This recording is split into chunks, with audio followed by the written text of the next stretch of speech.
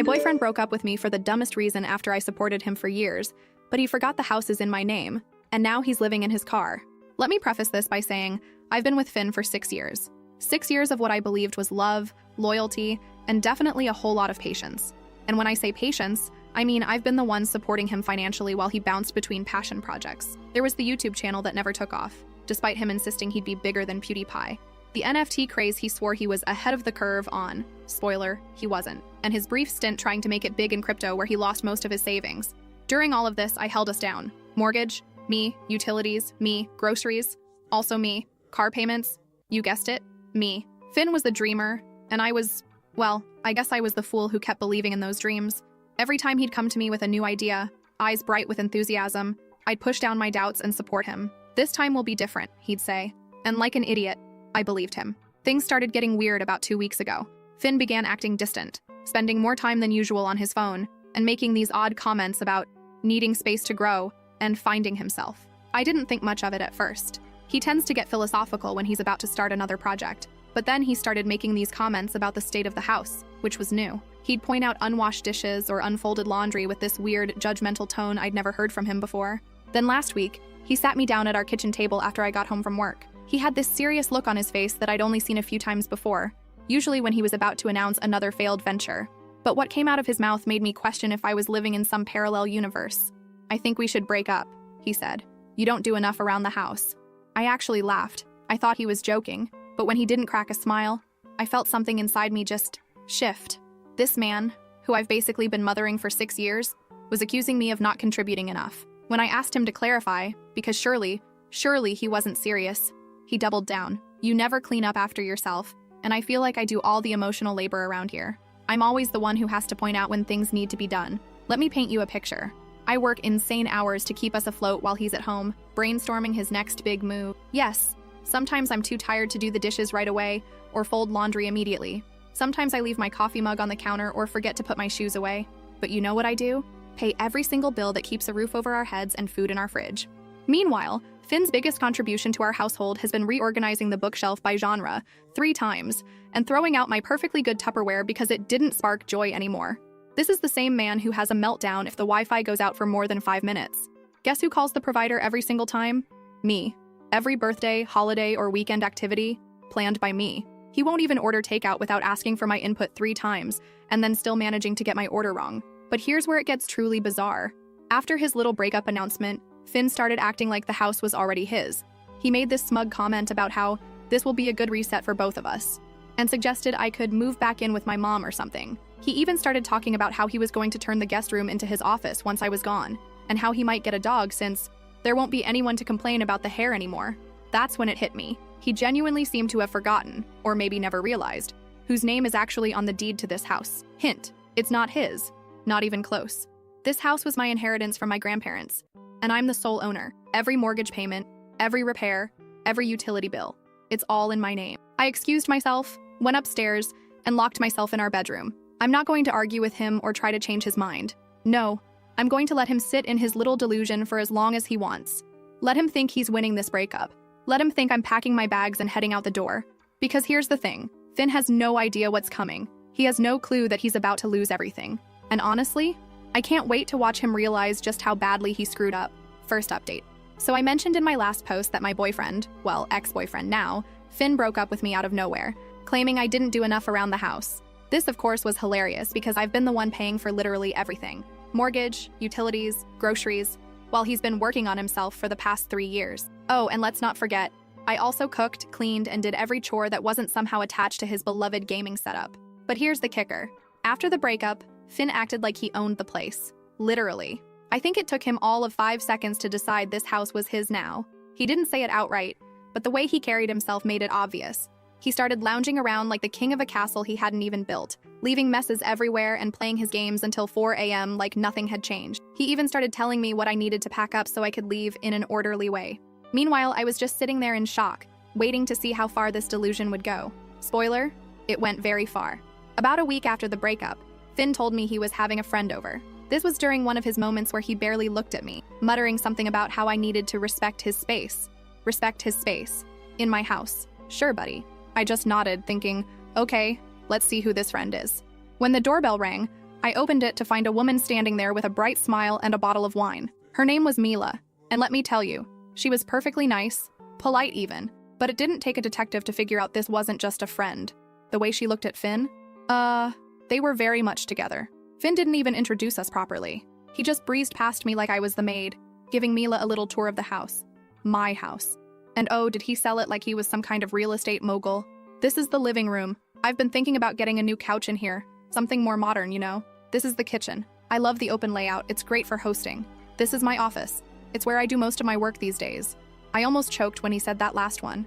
Work? The man hasn't had a job since 2018. The office he was referring to is the spare bedroom I set up for him to maybe do some freelance projects, but it's mostly just where he plays Fortnite. Mila was eating it up though. I could see her imagining herself living here, settling into a life of Pinterest-perfect bliss. Meanwhile, I was standing there in the kitchen, gripping my coffee mug so hard I thought it might crack. At this point, I had two options: blow up and let them both know exactly how I felt, or play it cool and let Finn dig himself into a hole. I chose the second one. Honestly, I wanted to see how far he'd take this little charade. The entire evening, Finn acted like he'd already moved on and was just graciously allowing me to stay until I figured things out. He even had the nerve to pull me aside and say, "I think it's best if we start working on a timeline for when you'll be out." No rush, of course, but Mila and I need to start planning. Planning what? A housewarming party in my living room? I just smiled and said, "Oh, don't worry about me. I'm handling everything." You should have seen his face. So smug. He really thought he'd won. The next morning, I made my move. While Finn was still asleep, I called a locksmith and had all the locks changed. The locksmith was in and out in under an hour. I paid him, thanked him, and sat down with a cup of tea to wait. When Finn finally woke up and strolled into the kitchen like he owned the place, I casually told him, "By the way, I had the locks changed this morning. You'll need to grab your things and leave by the end of the day." You guys. The panic on his face. He went pale. "What do you mean you changed the locks? You can't do that." "Oh, I absolutely can. This is my house, remember? It's in my name. You're not on the deed. You're not on the mortgage, and now you're not welcome here." He tried to argue. He tried to plead. At one point, he even tried to guilt-trip me, saying, "I thought you loved me. I thought we were building something together." Mila came over during all of this, probably expecting another cozy evening with her man. Instead, she got to witness Finn packing his things while I stood there, arms crossed, reminding him not to forget his gaming chair. She looked so confused and kept asking, "Wait, this isn't your house?" Finn didn't even try to answer her. By the end of the day, Finn was gone. Mila was gone. I poured myself a glass of wine, sat down on the couch Finn had wanted to replace, and thought about how close I'd come to losing everything because I was too generous with my time, my money, and my patience. Never again. Oh, and in case anyone's wondering, Finn is now couch surfing with friends. I heard from a mutual acquaintance that Mila dumped him too once she realized he was unemployed, broke, and basically homeless. Karma's a beautiful thing, isn't it? Second update. I thought that was the end of it, but apparently Finn wasn't done embarrassing himself yet. A few days after Finn left, I got a call from our mutual friend Caleb who wanted to check in. I could tell from his voice that he was fishing for something, so I asked him outright, "Did Finn send you?" Caleb hesitated but eventually spilled the beans. Turns out Finn had been planning this breakup for months. He'd been telling everyone, friends, acquaintances, even his family, that he was about to take over the house and start a new chapter. He painted himself as the long-suffering boyfriend who had put up with my nagging for years. According to him, the house was basically his because of all the work he'd put into making it a home. I had to pause Caleb there because I nearly choked laughing. What work? The man barely did his own laundry, let alone anything to maintain the house. I asked Caleb if Finn ever mentioned the small detail about the house being in my name. He said you'd probably just leave when he asked, and if you didn't, he'd figure it out. Oh, Finn. Sweet, delusional Finn. Apparently, Finn was so confident that I'd roll over and give him the house that he threw himself a little victory lap before the breakup. He told people he was finally free to focus on his life, and even made plans to host a housewarming party. Again, in my house. The audacity. Caleb also told me something that really pissed me off. Finn had been downplaying everything I did for him. He told people I was barely paying the bills, and that he was the one holding it all together. This was the guy who didn't even know how much the mortgage was every month. The lies were just so bold and bizarre that I couldn't help but laugh. I thanked Caleb for the info and started thinking about how I could wrap this up in a way that Finn would never forget. At first, I thought about just letting it go. Finn was gone, the house was mine, and I could finally move on. But then I remembered all the crap he put me through. Years of emotional manipulation, financial freeloading, and now this ridiculous smear campaign. No, I wasn't going to let it slide. I decided to hit Finn where it hurt most, his ego. First, I sent a polite but firm group message to our mutual friends clarifying a few things. The house was in my name, 100%. Finn never paid a dime toward the mortgage or bills. Any claims that he built our life together were outright lies. I kept it factual and unemotional. but I made sure to include screenshots of our old lease agreements and utility bills with my name on them. Even included a photo of the deed with only my name. I wasn't about to let him twist the narrative. Second, I reached out to a local charity that helps people furnish their homes. I donated all of Finn's leftover junk, his old desk, a couch he never sat on, and even the gaming chair he left behind in his rush to leave. They were thrilled to take it, and I was thrilled to see it go. Lastly, I decided to let Finn's parents know what had really been going on. They'd always been kind to me, and I felt like they deserved to know the truth. I didn't go into every detail, but I told them enough to make it clear that Finn's victim narrative was a complete fabrication. The group message blew up almost immediately. Most people were shocked but supportive, saying they had no idea Finn was spinning such a ridiculous story. A few of his closer friends tried to defend him, saying he was going through a lot, but I shut that down quickly. We all go through things, I said, but that doesn't give you the right to lie and steal. Finn, of course, found out about the message and called me furious. He accused me of ruining his life and said I had no right to air our dirty laundry. I told him calmly that he'd been doing that himself for months. I just corrected the record. Then I hung up and blocked him. As for his parents, they were horrified. They apologized profusely and said they had no idea Finn had been treating me so poorly. His mom even offered to pay me back for some of the bills he racked up, but I declined. I wasn't interested in money. I just wanted them to know the truth. The real cherry on top came a few weeks later when I ran into Mila at a coffee shop. She approached me, clearly embarrassed, and apologized for getting involved. She said Finn had lied to her about everything, including how the house situation was mutual. Then she told me the funniest thing I've heard all year. Finn was living in his car. Apparently, none of his friends wanted to take him in after learning the truth, and his parents weren't interested in bailing him out either. He'd burned too many bridges, and now he was reaping the consequences. I don't wish homelessness on anyone, but in this case, I can't say I feel too bad. He made his bed, or in this case, his back seat, and now he has to lie in it. Third update. So remember how I mentioned Finn wasn't done trying to get his house back? Well, grab your popcorn because this story just got even more ridiculous. Last week, I was having lunch with my sister Nora when she started acting weird. She kept checking her phone and giving me these strange looks, like she wanted to tell me something but couldn't figure out how. Finally, I just asked her what was up. "Don't be mad," she started, which is never a good sign. But Finn reached out to me last week. I nearly spat out my drink. What? Turns out, Finn has been going around telling everyone who'll listen that we had some sort of verbal agreement about the house. According to him, we were practically married. We weren't. And he'd contributed significantly to the household. He hadn't. But here's the real kicker. He asked Nora for money, not just a little money either. He wanted enough to get back on his feet and fight for what's rightfully his. And she gave it to him. Before you grab your pitchforks, let me explain. Nora and I have always been close, and she's usually the smartest person I know. But Finn apparently fed her this sob story about how he'd invested everything in our relationship and was now homeless because of me. He even showed her screenshots of some bills he'd paid years ago, conveniently leaving out the fact that he'd paid them with my money. I felt bad for him, Nora admitted, looking guilty. He was living in his car, and he seemed so sure about everything. He said he just needed enough to get started again. I sat there trying to process this betrayal. "How much did you give him?" $2,000, she mumbled into her coffee. $2,000. I was about to lose it, but then Nora pulled out her phone and showed me their text conversation. As I read through it, I realized something. My sister might be smarter than I thought.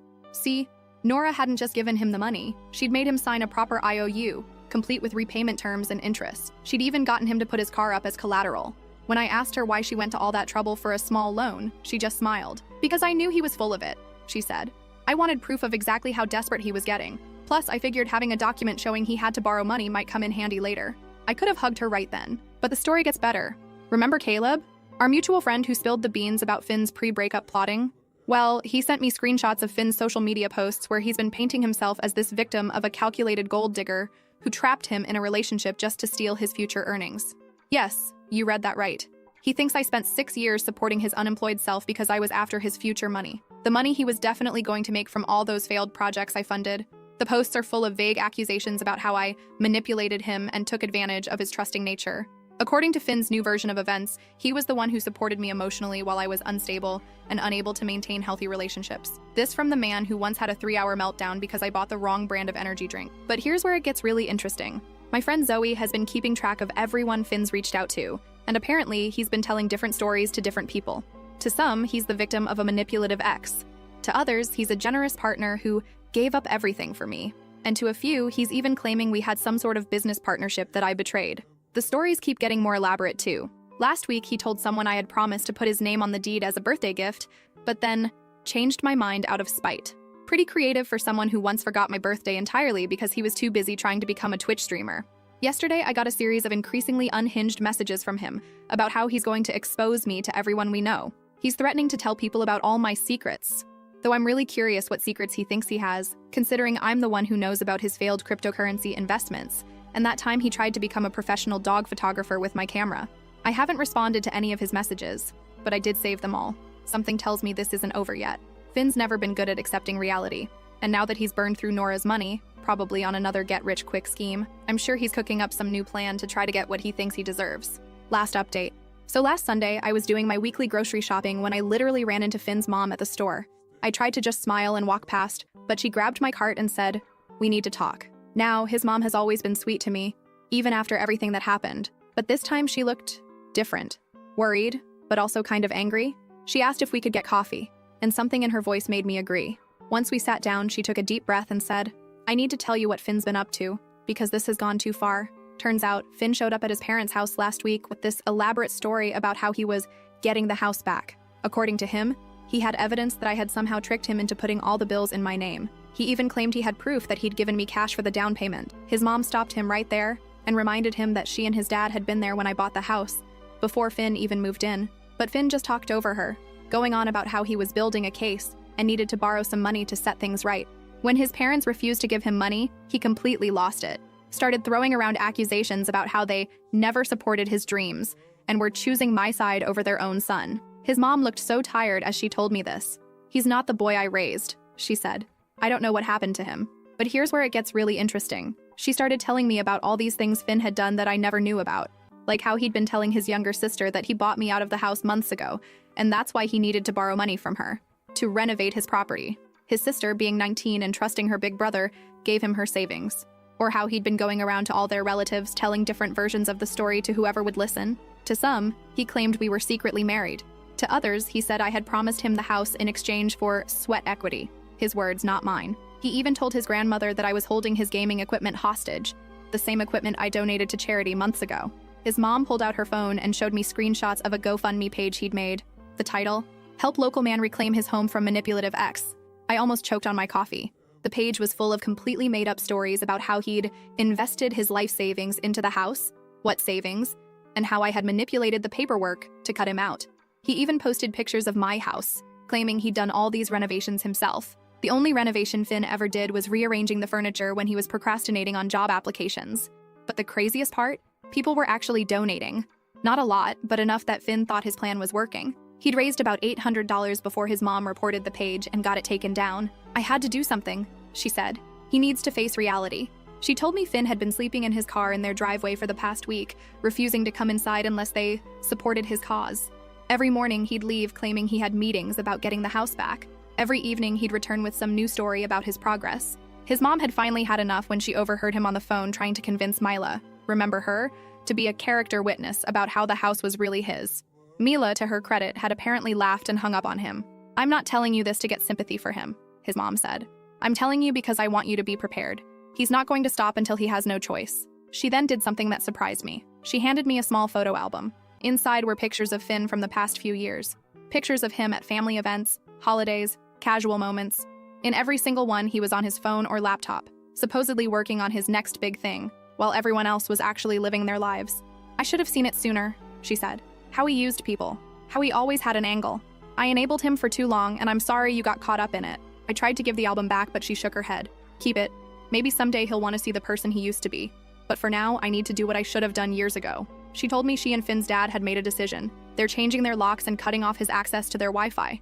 No more sleeping in their driveway. No more enabling his delusions. They've arranged for him to stay with his uncle in another state, who's offered him a real job.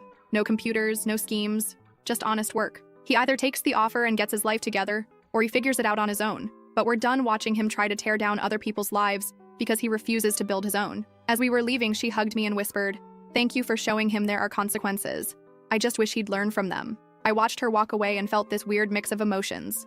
Relief that his own family finally sees him for who he is, sadness for the person he could have been.